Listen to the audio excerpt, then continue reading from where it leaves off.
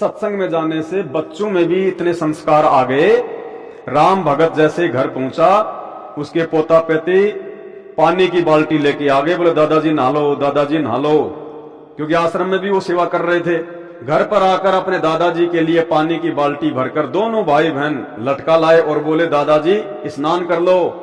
राम भगत जी ने कहा कि बच्चों तुम्हारे पेट में दर्द हो जाएगा, इतना बोझ मत उठाओ, मैं अपने आप ले आऊंगा।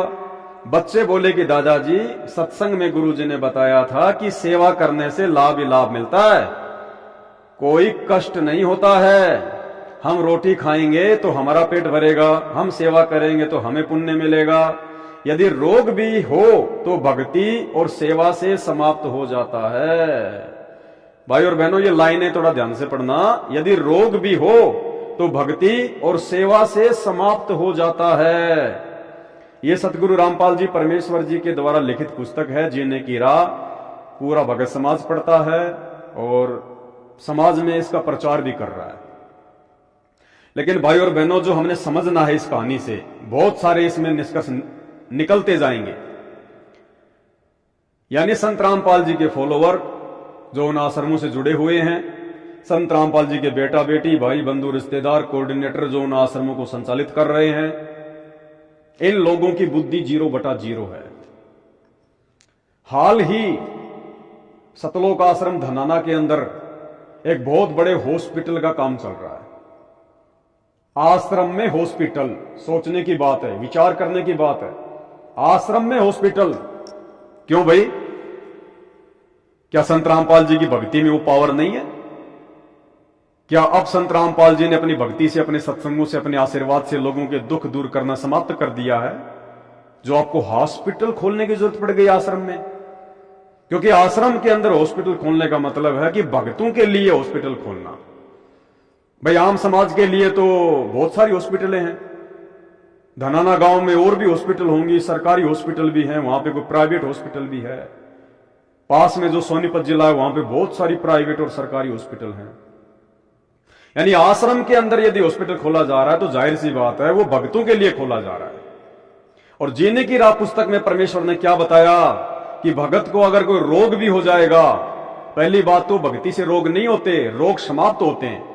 और यदि भक्ति करते करते भी अगर किसी के पाप कर्म ज्यादा हैं और अगर उस भगत को कोई रोग भी हो गया, तो राम भगत जी के पोता और पोती जो छोटे छोटे थे, खाली 3 दिन का ही सत्संग सुन के आए थे, उनको भी इतना ज्ञान हो गया कि भक्तों के पाप कर्म हॉस्पिटल में नहीं काटे जाते, भक्तों के पाप कर्म भक्ति करने से कटते हैं। क्या कह रहे हैं?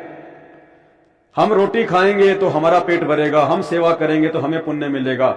यदि रोग भी हो तो भक्ति और सेवा से समाप्त हो जाता है।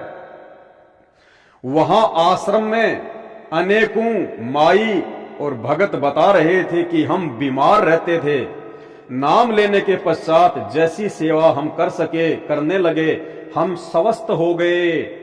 डॉक्टरों ने जवाब दे दिया था, देखो हमारी दवाइयों की ये पर्चियां 4 वर्ष से उपचार चल रहा था, अब कोई दवाई नहीं खाते। देखो स्पष्ट प्रमाण है कि यदि भगत को रोग भी हो जाएगा तो परमात्मा की भक्ति और सेवा से रोग कटता है। कह रहे हैं कि आश्रम में हमें बहुत सारे भगत ऐसे मिले जिनका रोग हॉस्पिटलों में समाप्त नहीं हुआ, डॉक्टरों से समाप्त नहीं हुआ। वहां पर वो अपनी पर्चियां दिखा रहे थे, अपने एक्सरे दिखा रहे थे, दवाइयां दिखा रहे थे कि 4 वर्षों से हम हॉस्पिटल से दवाई खा रहे थे, इलाज करवा रहे थे, हमें कोई लाभ नहीं मिला।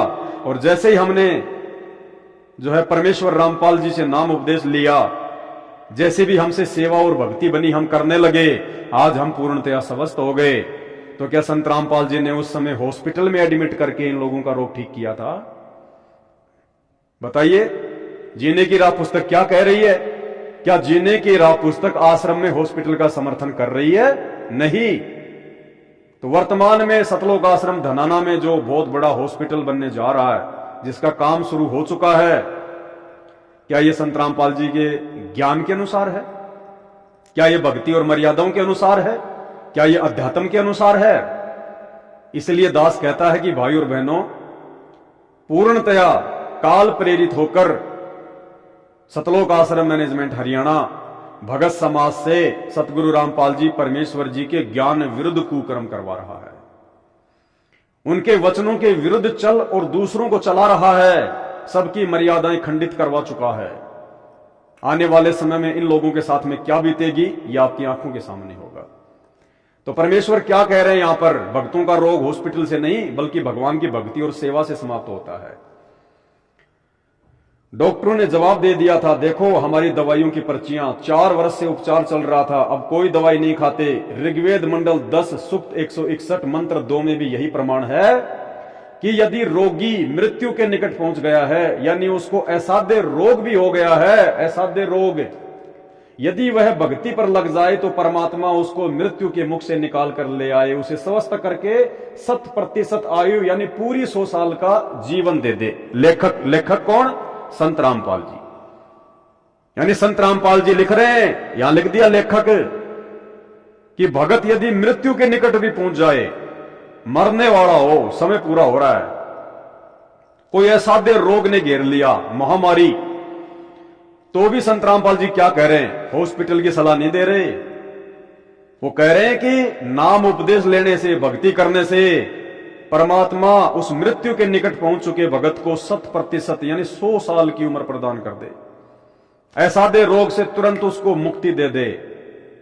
हॉस्पिटल से नहीं, गोली दवाइयों से नहीं, भक्ति से, सेवा से, आशीर्वाद से।